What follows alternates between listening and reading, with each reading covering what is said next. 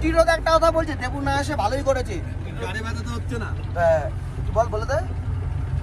না রে, তোর ব্যথা হয়ে আমার মাথায় ব্যথা, একই কেস দুজনে।